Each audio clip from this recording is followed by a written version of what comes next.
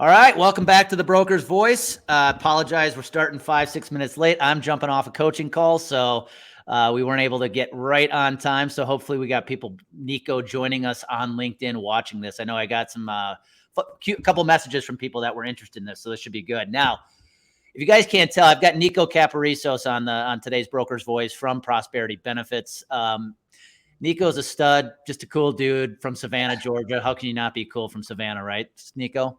I'm hoping so.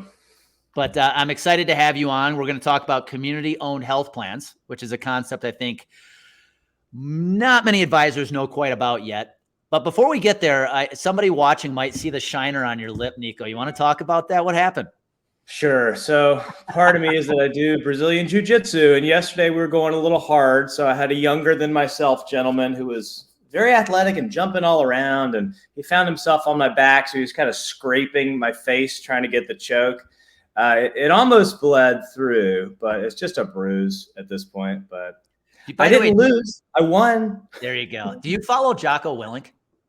Loosely. I mean, I've gone down so many tears of podcasts and, YouTube videos, and he's been one of the people that I've listened to, on occasion. Him and Echo Charles. Yep. Obviously black belt, both of them black belts, jiu-jitsu, studs. Yeah.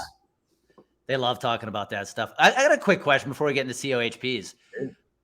Being a business owner and having a hobby of jiu-jitsu, how has jiu-jitsu helped you with business, if at all? Oh, goodness. Problem solving, perspective, having a humble mindset when you approach anything.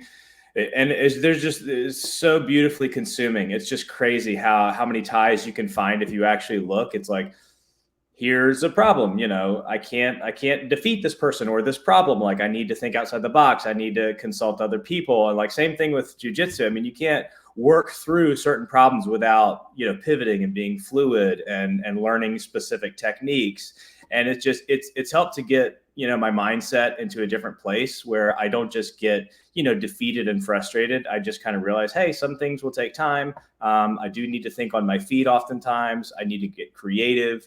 But there's a lot of just wonderful tie-ins. And it's also great because when you're done, with jiu-jitsu training, the rest of the day is super easy. Because like, what else do I have? Oh, like a hard email to write. Like, I was just getting choked. Like, this is not even on the same plane in terms of difficulty and taxing, on your body and your mind. So you might be the first person I've ever heard say, like, when I deal with a problem, how hard this can be. I just got choked. Yeah, I mean, it can be painful. So. That's actually a really good perspective. I do that with the cold showers. I now do a cold tub every morning where I just lay in cold water.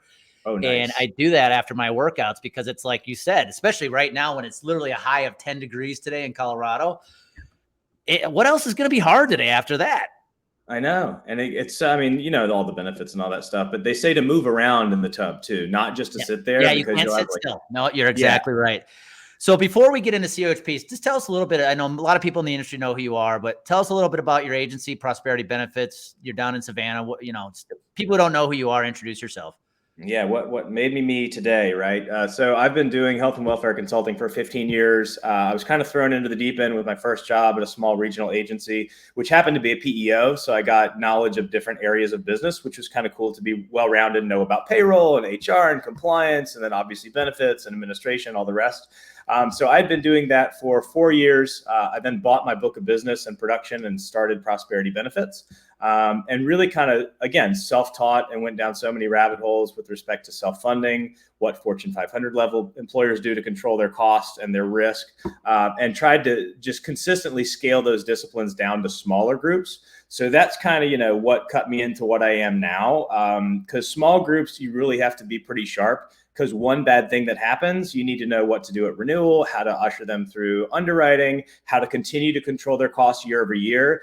And I've gotten, pretty adept at that just on the retail basis. And then a couple of years ago, I started building health plans, for other brokers and consultants, just given my breadth of knowledge in that specific, kind of under 100 space, level funded in structure, but cost contained, unbundled, piecing things together on my own. Because I found there was a little bit of a lack of knowledge in that space. There's a lot of great other health ed advisors, namely other very forward thinking, innovative advisors too, in other parts of the country. I just found that if I can impart my knowledge and ability in the market with someone else in collaboration to help them and their clients, it was going to be a wonderful thing. So that's kind of what brought me to, establishing community-owned health plans 2 years ago now, and working with brokers, and things have started to speed up, which is good. We're helping That's more and more awesome. people. And I think you're a good example of somebody too has built a really efficient agency where you don't need a ton of employees. And that's Or any something. sometimes. Yeah. I mean, I just Yeah. hired, my first part-time person to do mostly graphic design work, Yeah. because that's been her strong suit and background. And we're going to transition into, doing account management, licensure, perhaps even selling. So yeah, kind of inching into that. But that has been, again, something where I've been really unique, building something from the ground up, 5Xing it, not having had to hire anybody to help me manage it. So I can give advice as I go, as it relates to agency management practices and being well organized, and maybe to the nth degree sometimes being able to find any document within 10 seconds. That just helps, to create an efficient machine. And sometimes you don't have to hire somebody to scale, right? That's awesome. Yeah, exactly. Let's talk about, COHPs, community-owned health plans. My first obvious question is, what the heck are they? And how did you become interested in diving into the concept? Yeah, so it's funny. I had joined Health Rosetta as the second cohort, and so I had been a big believer, drinking from the fire hydrant, reading all the books, learning from as many people as I could who've done it before. Obviously, I think that's just a great path to try to walk in, where other people have already done it well, right? So in that vein, though, I was reading all the books, and then Dave Chase came out with Relocalizing Health, which was all about community-owned health plans, and this was, I believe, in late 2020. Maybe a second or third publication industry, in terms of the industry anyway. And I read it and I was just so inspired. I said, you know what, using these tenets, I mean, I'm doing a lot of this already when I build custom health plans for my clients. What's also great is that I can start a company and establish it, and that is focused around building COHPs. And so to answer your question, it's a general agency kind of program structure of a company. But what a COHP is a health plan that's focused more, just generally speaking, locally as opposed to nationally. And some of that, and there's a continuum with everything that we do, right? Some of that is just breaking away from being fully insured, with a national carrier, even to, a level funded, maybe it's a national based solution, or maybe it's totally unbundled. But anything that brings dollars back into the community that the employer can either save on the premium side or reinvest within their plan, I mean, that's helping the community. So there's no real, one mold of saying, hey, it has to be a direct contract. It has to have XYZ, components to it. You have to partner with a local pharmacy, and that's the only thing there because it's all local, right? Anything that can help local populations and bring control back, that can be done in a variety of different ways, which is why what I do is more like architecture, right? As opposed to saying, hey, it's one thing, one product, because one size doesn't fit all. And, you have to be, again, fluid and meet the clients where they are. Yeah. I like how you described that, because so many questions come off the back end of that. But here's what I'm curious about. You used the word tenants before. When you describe a community-owned health plan, bringing healthcare back locally, but what are some of the tenants? Like when you read Dave's book, what are some of the tenants that make up the community-owned health plan concept? Yeah, I mean, there's even there's an acronym. I wish that I could pull it up right now on the spot, but I'll go by memory. So it's making sure you're aligned with an advisor that's aligned with you. I mean, that's kind of again the bedrock of just the Health Rosetta principles. Making sure that the employer is educated as to what the options even are, right? And that's part of the foundation. It has to be, because otherwise, if you don't understand something, you're never going to go forward with it. And it's a little bit too scary. And that's, been a path of resistance for a lot of employers. They just think, hey, risky, right? So having someone who's aligned with your needs as the employer, that's part of the foundation, certainly. Being able to educate, right? Being able to optimize local relationships and helping providers to understand, hey, this is a new type of health plan. It has a new different kind of card, right? Here's how you file a claim. Again, so much of it comes down to education, because you can build a really fancy program that no one knows how to use, and then it's not going to be very effective. And so again, a lot of this is just having cut my teeth year over year, trying different things. But optimizing all the pieces of the health plan that you can. adding in bolt-on solutions that are high quality, that are designed to just be part of the plan design to mitigate risk as the plan is used. And that can be by way of, bundled surgery being included, centers of excellence being included, having a pharmacy consultant baked in to automatically source drugs so that the broker in the group isn't having to, or the member, their responsibility is minimized to that effect in that process. So a lot of it's just putting the pieces in the right place. And most of it does come down to, educating the client and communicating. Yeah. Here's what I'd be curious, because I know you and I remember you and I had conversations about the program at the early stages, right? And you look at even a state like Georgia that you're in, you've got pockets where this can work really well. What advice would you give the employer? So not so much the advisor, the employer who's sitting there and saying, they've looked at their health plan in a vacuum for years, right? Not as a community type thing, but just my company.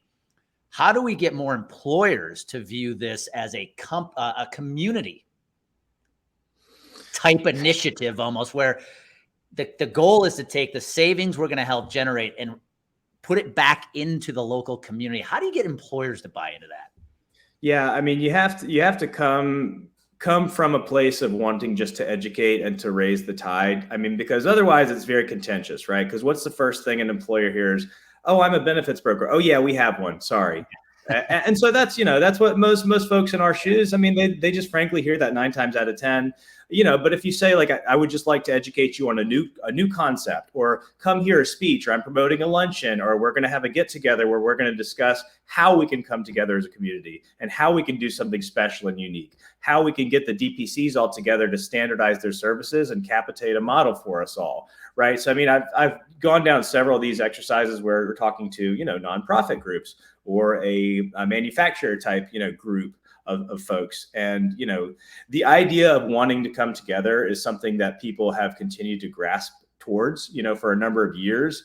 The way to do it is obviously through stop loss and ERISA-based self-funded health plans. That allows for an aggregation without dealing with the Department of Insurance and being at risk of creating a MIWA or something that's much more elaborate to try to prop up, right? But, it's getting people excited about something new, I think, because frankly, they just haven't heard anything besides the same thing for 20 years, most of them. And the questions you ask are, they're telling, right? It's like people ask about what's the network, or what are the rates, benefits, premiums, and that's kind of surface level, right? Like I remember when you went to consult, employers, when you were on this side of the fence, the conversations ran way deeper than that. It was how do you reduce the cost and frequency of claims, right? Like that's a popular phrase that a lot of people use, and they just look at you and they're like, what do you mean? Or they're like, we've been told claims are claims. And it's like, okay, well, let's back up a little bit and let's just talk about what's possible out there. So I think coming at it from an educational angle is always useful. Getting a lot of people in a room encourages, people to think and ask questions openly. And there's not a sales push or pressure to hire or fire a new broker. And, honestly, if you're a subject matter expert and you know how to do what you want to do, the opportunities will come, whether it's keep the same broker, but, maybe I got a great idea from this person I heard speak at a luncheon one time. Great. The rising tide is going to lift all the boats, and, yeah. Well, I love what you did with the concept, because you bring up a really valid point that our industry at large is still very contentious. There's a lot of advisors that view every advisor as a competitor, right? And I don't want to share anything, nor do I want to collaborate on anything. But I think you recognize that the one challenge you would have by building your own program is the apathy of, oh, we already have a broker. So when did you make the decision that, okay, maybe it's time to go more wholesale with this than retail and actually try to offer this through brokers? I knew that was the distribution model that made sense. And it didn't take much thinking, right? Because, I mean, I have two hands just like you, right? I mean, to do something that impacts more people than just who I'm able to directly sell to was something that I was interested in, because obviously the more lives you have in specific types of programs, the more the ability to standardize and make something, again, truly unique for pockets of people in different geographies. So in that vein, I said, well, look, this doesn't have to be something that just I can sell. I mean, if I can convince a broker that I'm not a threat to their book of business, and maybe if I have a different knowledge base and market, set of vendors than they do, then we can work and collaborate together, right? And that's been met with most typically open arms. I mean, people see I'm in Savannah, Georgia. I have no need to want to go call on companies in California or Illinois or Ohio or name your state, right? It doesn't make sense to be a retail broker serving a client from that distance. But it does make sense to say, hey, Texas-based broker, you used to be in the ancillary space for 10 years. I know a lot about self-funding for small groups. If you want to be intentionally different, then let's talk, right? And so people have been drawn to that, and they understand, how did I learn what I did from being a broker for 15 years and counting now, right? And then now wanting to say, hey, like I just only want to help you, right? And I'll be a pit bull to that effect. I'll say, if you bring me a case, like, let's win this together. Let's either keep it or let's earn it for the first time. And whatever I can do to help you, I'm going to be your advocate. And if it works, wonderful, and if it doesn't, then there's no love lost, right? It's, hey, we tried, and maybe they learned something in the process. Maybe I learned something in the process, but that's the distribution model that just makes sense, right? That's what TPAs do. That's what GAs do. That's what health plans do. They know that they can't just sell direct to the market. You have to have a conduit to do it easily. So what kind of, maybe give some people who will see this some clarity. What kind of advisors are you trying to find? What kind of advisor is a good fit to offer a COHP like model, like plan in his or her own market? Yeah, it would be primarily, I mean, someone who is aggressive, wants a point of differentiation from their competitors, wants to learn more about self-funding, wants to hear potentially, if they're interested, the horror stories of what can go bad with a TPA that's not fulfilling promises, vendors that play games on the back end, things like language that's hidden in the ASAs, things that are not readily apparent by way of, doing the traditional diligence of a health plan. So I would say someone who wants to be different, someone who is interested in collaboration, someone who's maybe been in the industry for a little while, but they haven't done too much of self-funding outside the level funded kind of ether of options out there.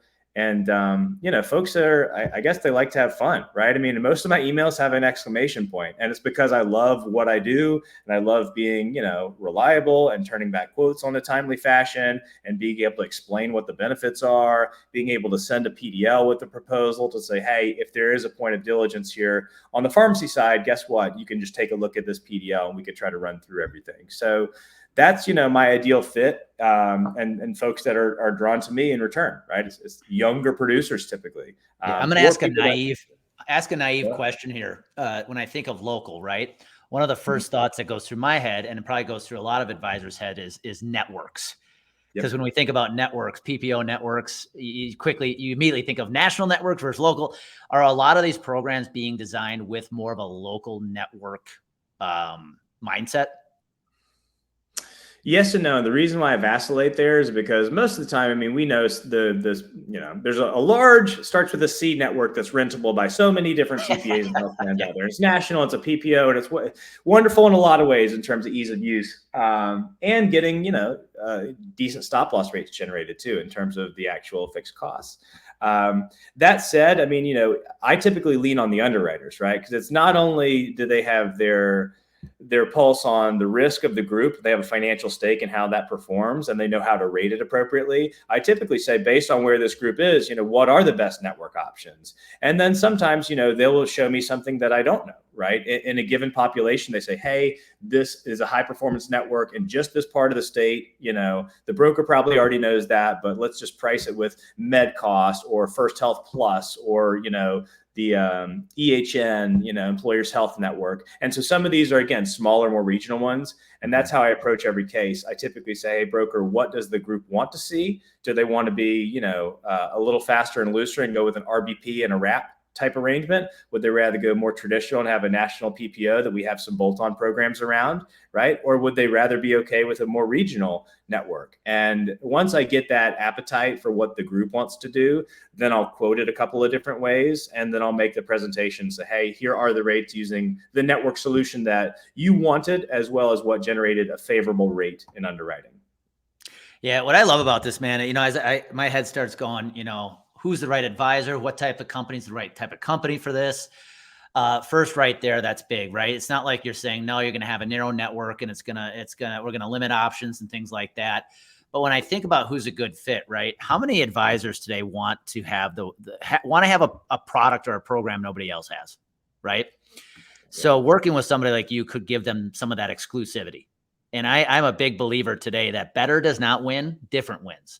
So if you come in with something different, you got a good chance at winning. And this is an opportunity to come in with something different. Yeah. Here's the other area I see a big opportunity right now, Niko, with it is think about the Amazon effect we've had in this country. Everybody buys everything on Amazon now because of convenience. However, as a result, I feel like you're seeing a bigger push these days of supporting local. It's a concept we've heard in coffee shops all the time, all these local retail shops in your town, wherever you live, this push of support local. Why can't your health plan be any different? Yeah, you're right. I mean, we just had Small Business Saturday this past weekend, nationwide, and there is a push for that. I think a lot of times people just don't know what is available, right? Correct. And so again, it just comes back to education, doing diligence, saying, hey, there is a plan that's easy to use, has an ID card that providers are going to know what to do with, right? And it could save you money. And when those things line up, it's a great thing for everybody. Well, and I say that because if you're listening and you're an employer who sees this or an advisor and you are somebody, Amy and I support local as much as we can. This is a good fit for you. It just happens to be in the realm of health insurance. That's it. I mean, it feels good. So I had a client of mine, a city away, right? And we did a nice little, Friday afternoon get together. And there was this huge, parody comical check, right? It's like literally 4 feet long and 3 feet tall. But they had a huge surplus back from their health plan. I think we called it like a health plan bonus or something. But I mean, you better believe that is money going back into their community, back into their coffers. Exactly. And what they did with it, I mean, who knows? They could have given raises. They could have, just again, helped to stabilize their costs longer term. But it was significant. And things like that do help the community. And it's not a non sequitur. It's directly related to, everything they do with their business, operationally speaking. So it all ties together, which is nice. Yeah. And no, that's awesome. Yeah, that's it right there. Why not save some money, put a few more dollars back in your bottom line or your employees' pockets so they can go support local more? It's a great concept. So right. If I'm an employer listening to this and I'm intrigued, Niko, I'm a broker, what's the best way to get a hold of you? Yeah. So this avenue, Niko at cohp.info. Thank you for that on the screen there. I'm all over LinkedIn. Yes, you are. Some of the best in the industry. Get a lot of good life lessons from Mr. Caparisos. I try. I'm into stoicism and jujitsu and fasting and, everything benefits related. So I nerd out on that platform as well. But I love to connect with new people, share ideas, collaborate again. So I'm on LinkedIn. You can find me there and via that email address. And, that's it. Well, I'll tell you what, man, you inspired me to go get the Stoic, the Ryan Holiday's journal. So I fill that thing out every morning, every night. You have the poster yet? That's the scary one. I've yet to take the plunge on it. I actually bought the book, the actual Stoicism book that I think, oh my God, Cicero wrote. Yeah. Or no, Marcus Aurelius. Hard read. Very hard read. Because it's written almost in that Latin tone. And it's a good read, but yes, not an easy read. No, and maybe I'll knock myself down a couple of pegs. I bought Satyricon, which was a book, back in the era, and it came and it's all in Latin. So I'm now going to give it to the Latin teacher at my former high school because he can do something with it. I bought an English version after it came in the wrong language. But well, dude, we're all about building brands at Complete Games. So you being a part-time benefit advisor, jiu-jitsu lover, and now maybe a man of Latin, you got some unique traits, my friend. I'm trying. And you're Greek. Yeah, I play guitar and all these things. I mean, I go down so many different rabbit holes, but I have a lot of fun. Keep pushing yourself, guys. If you're listening to this, and you are looking for something to become a little differentiator in your market, check Niko out. Get a hold of him.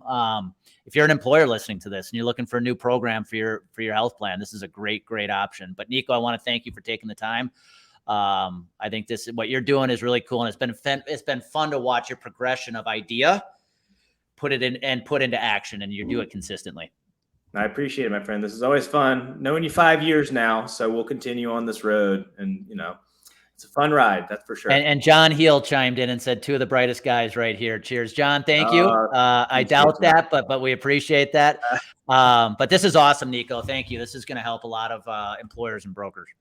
All right. Thank you, Andy. Good to be For everybody else, have a good day, and we'll see you next week. See ya.